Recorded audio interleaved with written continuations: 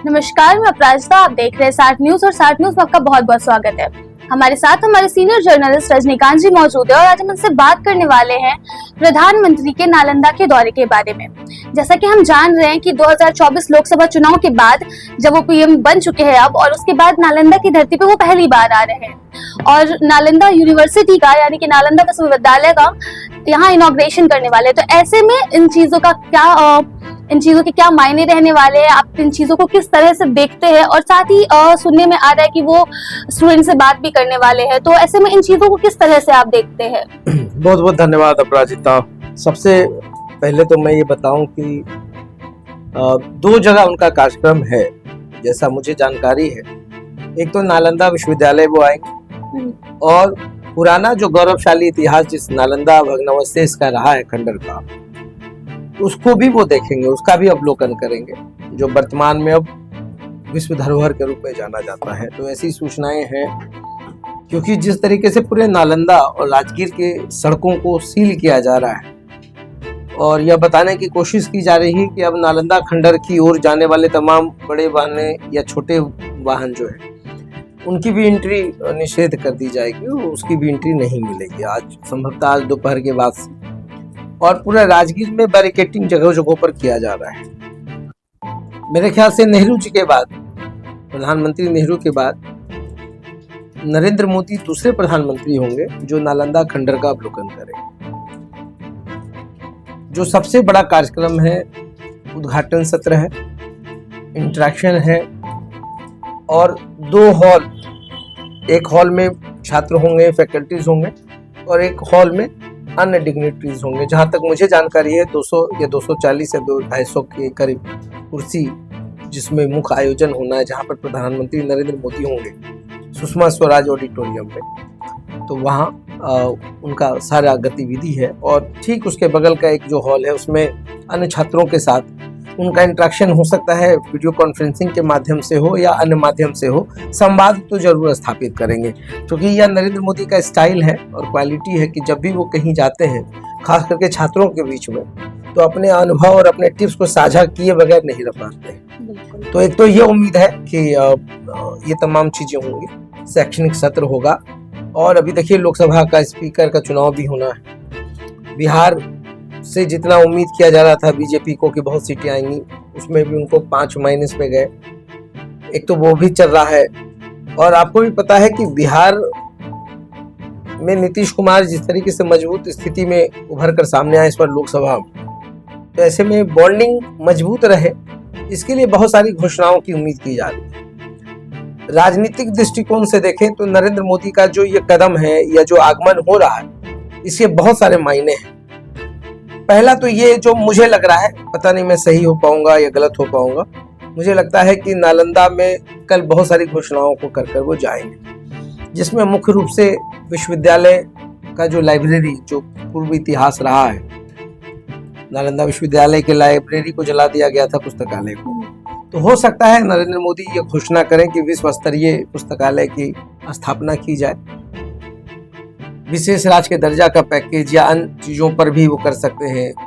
Nalanda university के लिए भी घोषणाएं कर सकते हैं, बिहार के लिए भी कोई बड़ा पैकेज वो संभवतः दे सकते हैं। तो ये कुछ कुछ जो बातें मुझे समझ में आ रही है कि दौरे का बहुत मायने हैं और नालंदा विश्वविद्यालय को भी हो सकता है कि और समृद्ध करने की योजना इनके मन में चल रही हो, क्योंकि गौरवशाली इतिहास रहा है और नो डाउट या जो सम्मान या जो गौरव आज नालंदा के लोग देख पा रहे हैं या बिहार के लोग देख पा रहे हैं। मुझे आज भी याद है कि एपीजे अब्दुल कलाम से लेकर के नीतीश कुमार का जो सार्थक पहल रहा, तत्कालीन राष्ट्रपति थे एपीजे अब्दुल कलाम, और उनका जो लगाव रहा है बच्चों के साथ में, खासकर से शिक्षा के क्षेत्र में, और उसको जिस तरीके से अमली जामा पहनाया गया, नीतीश कुमार ने आगे बढ़ करके इस चीज को बहुत, मतलब आप समझिए कि एक पैशन देखने को मिलता था।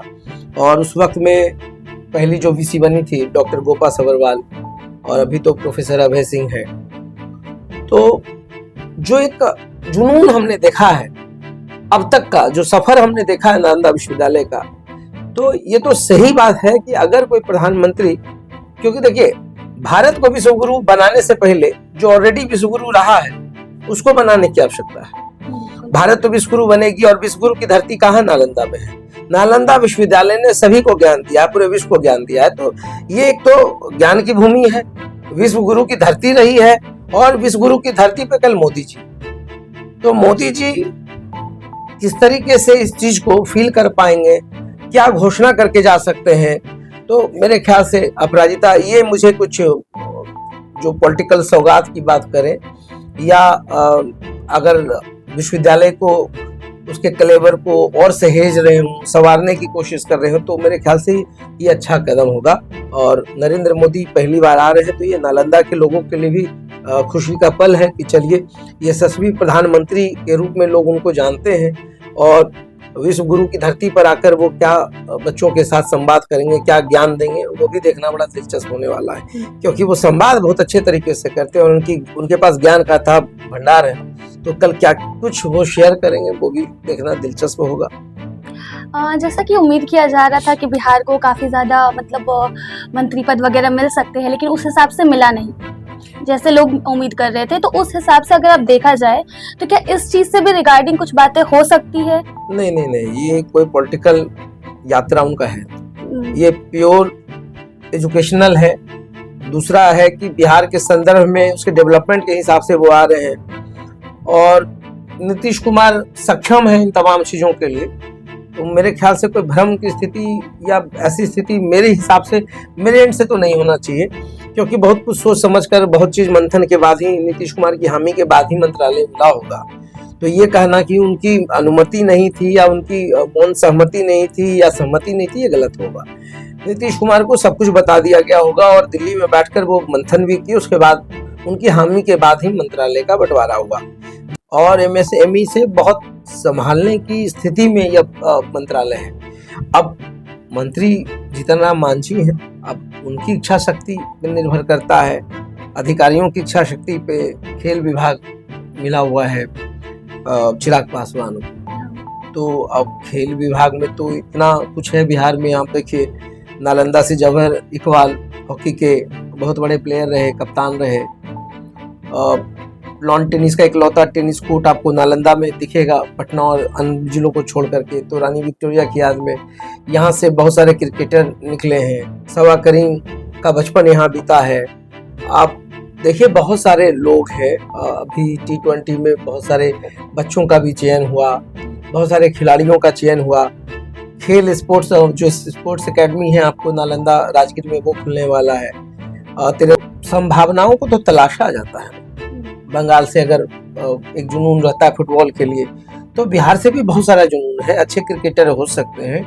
तो सहेजने के लिए तो बहुत कुछ है। विभाग कोई खराब नहीं होता, छोटा या बड़ा नहीं होता है।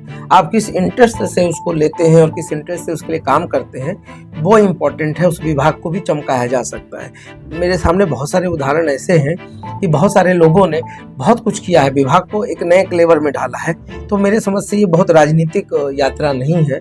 हाँ, बिहार के डेवलपमेंट के लिए बड़ी घोषणाएं हो सकती हैं, और इनफैक्ट आप सही भी हो कि बहुत सारी चीज़ों पे मंथन होगा, चिंतन होगा, और कल तो महा कवरेज होगा बहुत सारे पत्रकारों के लिए। बिल्कुल।